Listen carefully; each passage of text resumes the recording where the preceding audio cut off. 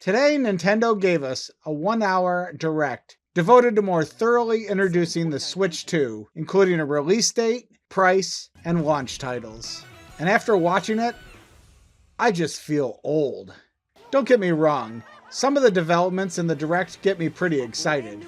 Mario Kart World looks cool and beautiful, but a lot of the things Nintendo was pushing just couldn't penetrate my grumpy old exterior. First and foremost was the chat feature. I am old. I like to play video games alone in a dark room, preferably laying down or at least comfortably reclined. Not exactly a video chat ready posture. When I do play with others, I prefer for them to be in the room with me. So basically, the chat feature isn't made for me.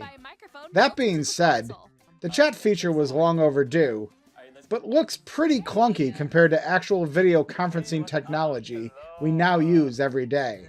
Game sharing is the next feature that is long overdue, bridging the gap between physical and digital games. I'm intrigued by this announcement. Though as a mostly solo gamer, it will not affect my gaming habits greatly. As it was presented, it seems great, but we'll have to wait and see how many games it is ultimately compatible with. Now onto the hardware itself. For all the touting of the new bigger screen, it still lacks the glamour of an OLED display. Resolution is increased from 720p to 1080p, and output can be 4K through the new dock as long as the game is compatible. This is encouraging, but not great. The display still falls well short of most smartphone screens, and a pretty thick black border returns, despite the Switch OLED pushing that display to the very edges. The Joy-Cons are still a wild card for me. Possible drift issues aside, I'm not super encouraged they will improve upon the old Joy-Cons. Hopefully the magnetic connections will nest more securely than the originals. I was always bothered by that slight wiggle in handheld play, and always worried I was going to hulk them to pieces during more intense gameplay. It's hard for me to get excited about the mouse feature. I rarely used any of the touchscreen inputs on the old system, and this feels like more of the same. Trying to get players to interact with games in a new way when we've pretty much adopted the double analog stick controller as the preferred interface. On that topic, the demo with Mario Party Jamboree and the Switch 2 camera gave me chilling flashbacks of the Xbox Kinect. I just can't buy that these game interfaces can stay fresh after multiple gaming sessions. People just want to sit down and relax playing video games. They'll always go back to the controller. I really believe this. Just like I don't believe people are detaching their Joy-Cons and putting their Switch down on a table with the kickstand. I've never seen it outside of a Nintendo ad. I really think most people are playing in the standard handheld mode and docked.